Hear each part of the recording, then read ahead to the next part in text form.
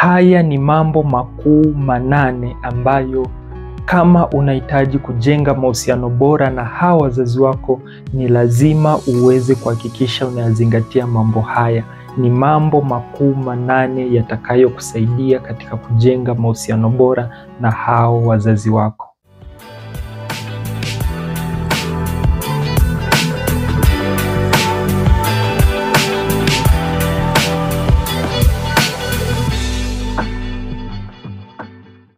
Hello, mambo vipi? Naitwa Dr. Stanislaus Luanda, na kama ndiyo mara ya kwanza unajiunga nami katika channel yako pendwa ya YouTube, basi uko sehemu sahihi. Hii ni channel maalum kwa ajili yako, kwa ajili ya kuboresha maisha yako kwenye upande wa afya, mahusiano, maendeleo binafsi, ili ukaweze kutimiza malengo yako kwa njia rahisi zaidi na kufanikiwa kwa viwango vikubwa zaidi. Sasa leo bwana, nitashare na wewe au nitakuonyesha mambo muhimu 8 ambayo unatakiwa uyazingatie kama kweli unahitaji kujenga mahusiano bora yaliyoendelevu katika kila hatua ya ukuaji wa maisha yako. Ni mambo muhimu 8.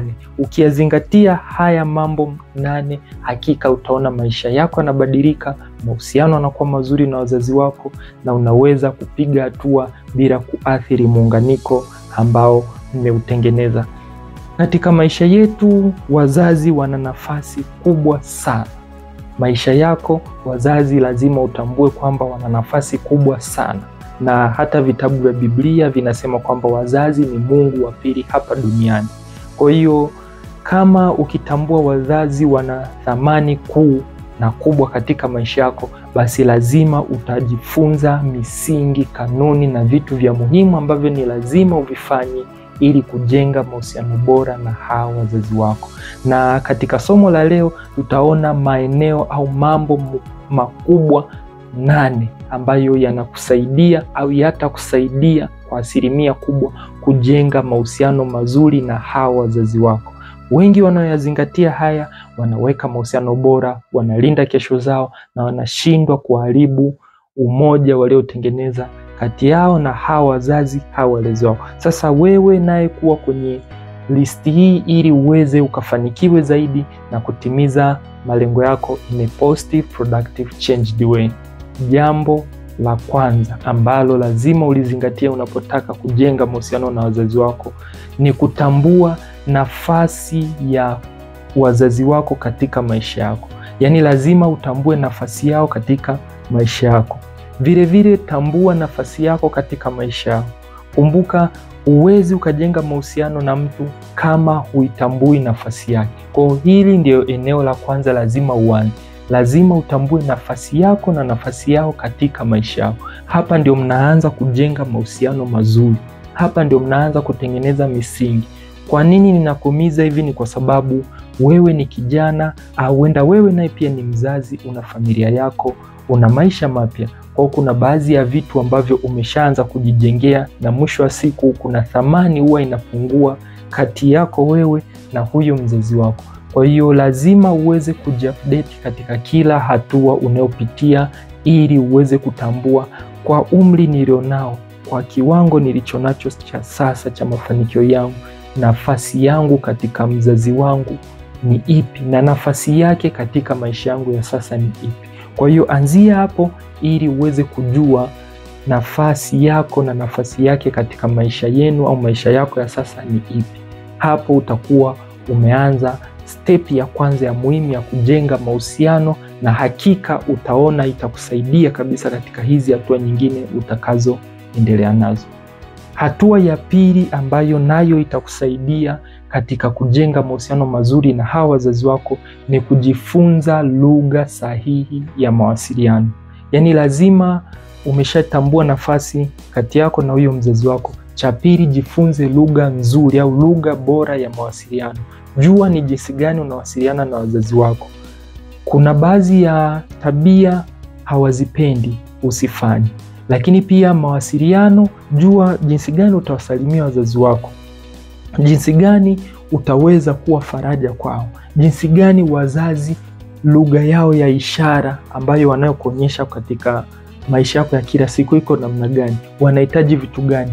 Mawasiliano ni package kubwa sana. Jaribu kuangalia jinsi unavyowasiliana nao, kuanzia matendo, maneno, lakini pia hata baadhi ya zile ishara ambazo wanakuonyesha wewe unaonyesha. Kwa ukizingatia vitu hivi, hakika utaona mahusiano na hawa wazazi wako yanaenda vizuri kabisa. Sasa hapa jiulize swali hili: wewe ni lugha ipi ya mawasiliano ambayo utaanza kujifunza kutoka kwa hawa wazazi wako, kwa umri ulionao na kwa hali ulionayo na kwa kiwango cha sasa? Yani jitahidi kujiupdate katika kila hatua ya ukuaji unayopitia.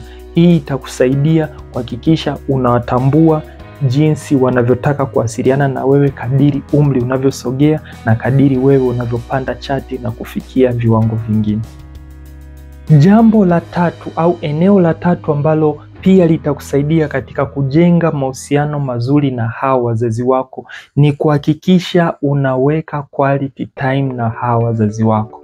Yani quality time ndio kitu cha muhimu sana ambacho kitakusaidia katika kuhakikisha mahusiano yenu yanakuwa mazuri. Huwezi ukawa na mawasiliano mazuri kama hauna quality time. Quality time ni ile hali ya kuhakikisha unautumia muda wako vizuri kuongeza thamani kwa wale watu wenye manufaa katika maisha yako. Kwa hiyo kama ni mwenza wako au yoyote katika maisha yako, ni muhimu sana kuhakikisha unampatia muda mzuri, quality time ambayo itawafanya muweze kujifunza, kujijenga na kutambua thamani ya kila mmoja katika hatua mnazopitia. Sasa kwa upande wa wazazi wako, jitahidi sana kuhakikisha unatengeneza quality time. Unaweza usiwe nao ana kwa ana, lakini kupitia mitandao ya kijamii kama WhatsApp unaweza ukapigia. Hata siku nyingine unawasurprise video call, unawafundisha kwamba jinsi ya kutumia video call, unawapigia. Hiyo ni quality time. Unaweza ukawapigia simu mara kwa mara, unawasalimia, unahakikisha wanafanya wanafurahi. Kwa hiyo hivyo ndio vitu ambavyo vinajenga quality time.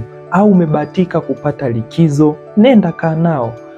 Jinsi ule muda wako mdogo nao kaa nao, ndio unaongeza thamani na unazidi kuboresha mahusiano baina yako wewe na hawa wazazi au walezi wako. Kwa hiyo jaribu kuangalia kwa nini unakosa quality time na hawa wazazi wako. Kwa nini quality time inapungua kadiri umri wako unavyozidi kusogea? Kuna sehemu umekwama au kuna sehemu kuna changamoto, jaribu kurekebisha mapema, ainisha vizuizi vyote vilivyopo na anza kukitatua kimoja hadi kingine, ili quality time katika maisha yako na hawa wazazi au walezi wako isipungue au kufa kabisa, kwa sababu itaharibu mahusiano yenu na utakaribisha laana na baraa katika maisha yako. Kwa jitahidi uweze kujiuliza na kujibu swali hili la quality time yako iko wapi kati yako wewe na hao wazazi wako. Jambo la 4 ambalo nalo litakusaidia au eneo la 4 ni kuhakikisha unawasaidia wazazi wako kazi ndogo ndogo na kubwa za hapo unapoishi au za mazingira yao wanapoishi. Kuna watu wengine wakisha safiri wakiwaacha wazazi wao ndio inakuwa jumla hivyo. Kuna wengine wanaweza wakawa wanaishi na wazazi wao lakini hawawasaidii chochote. Unakuta baba au mama umri umeenda, anafanya kazi zote mwenyewe yeye, anakuwa na angalia mitandao ya kijamii au anatumia smartphone. Kwa hiyo ni kitu ambacho sio salama katika kujenga mahusiano na yule mtu unayemthamini. Kwa jitahidi wasaidie zile kazi ndogo ndogo za pale nyumbani.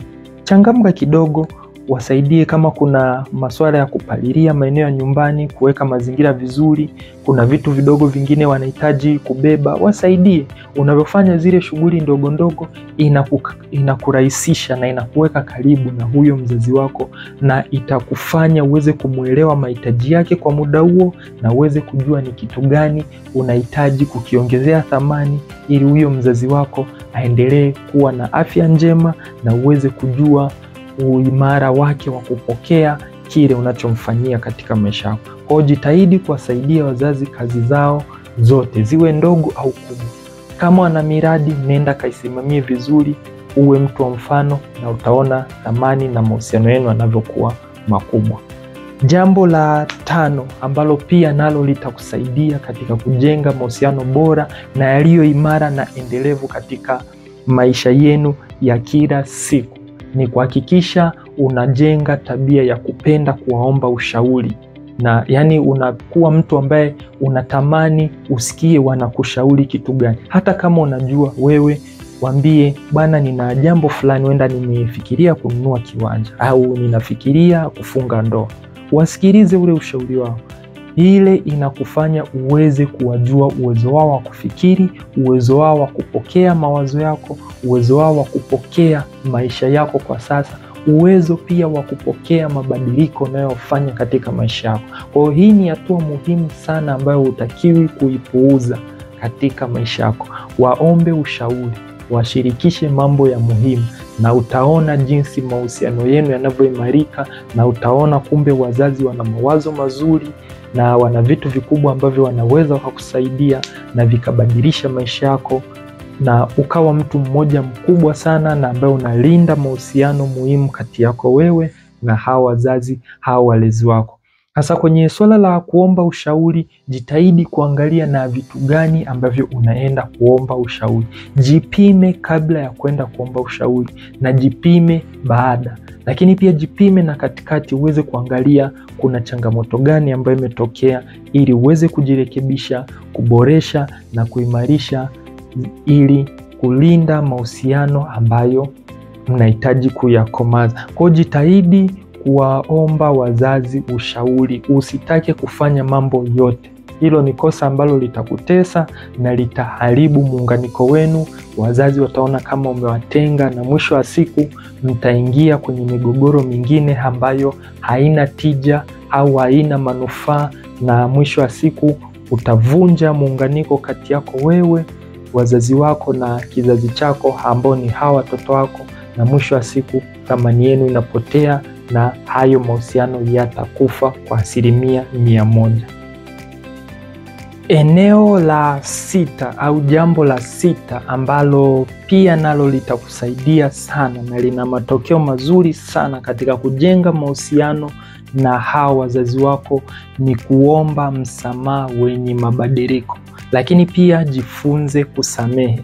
Katika maisha wakati mwingine wazazi wanaweza wakawa wamekufanyia vitu ambavyo sio vizuri katika maisha yako, aidha katika makuzi, kuanzia ukiwa mdogo, katika hatua zozote za ukuaji mpaka kufikia hapo ulipofikia. Yawezekana hawakukulea vizuri, yawezekana kuna baadhi ya vitu vingi sana ambavyo vingine ukijaribu kuvifikiria huwa vinakuumiza kabisa katika maisha yako, na yawezekana hilo limekuwa likikutesa kwa muda mrefu na unakosa suluhu, unakosa jinsi gani uweze kuliachilia ili maisha yaweze kuendelea. Kumbuka hapa tunalenga kujenga mahusiano mazuri, na kule mwanzo tulikwambia kwamba kama unahitaji kujenga mahusiano mazuri, jifunze kutambua nafasi yao na nafasi yako katika maisha yao. Sasa umeshakubali kwamba unawahitaji katika maisha yako, kwa hiyo jifunze kusamehe.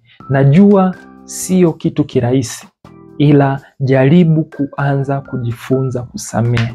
Hii itakusaidia kulinda afya yako ya akili, kulinda mahusiano yenu, lakini kukufanya uwe mtu imara na ambaye anajua nini anachokihitaji katika maisha yake. Kwa hiyo wengi ambao wanasamehe huwa wanaweza kufanikiwa kwa kiwango kikubwa sana, kwa sababu mojawapo ya tiba kubwa ya mafanikio ni lugha ya msamaha.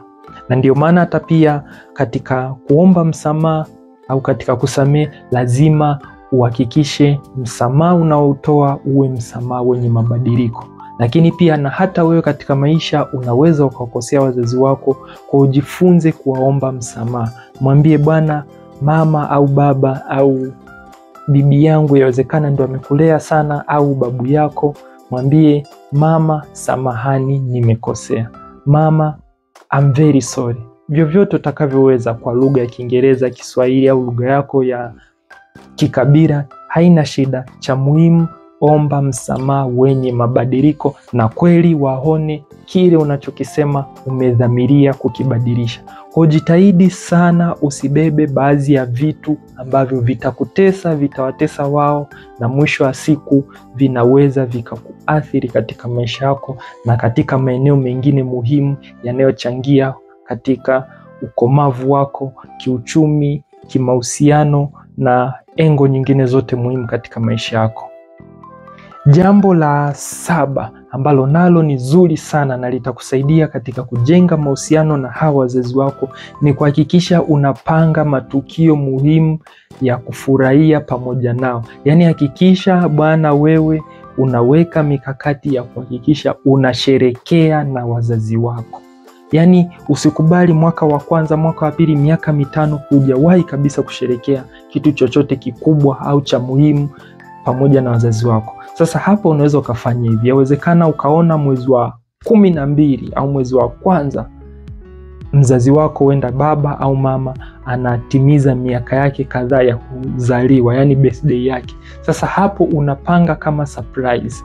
Lakini kabla ya kufanya hivyo, jaribu kuangalia historia ya siku husika ambayo ni muhimu kwa huyo mzazi wako. Usije ukafanya tukio ambalo kwenye ile siku kuna kitu kibaya kilitokea katika maisha yake. Hii itamuumiza na kumwanzishia hisia ambazo sio nzuri, na mwisho wa siku anaweza katafasiri tofauti na ikaendelea kuharibu mahusiano yenu, au akaona ni kama umepanga mpango ambao wakwenda kumuumiza madonda yale ambayo yalikuwa yameshaanza kupona. Kwa hiyo jitahidi kufanya tathmini ya kuangalia ni siku zipi nzuri ambazo unaweza ukapanga matukio ya muhimu na ukaenda kusherekea na wazazi wako.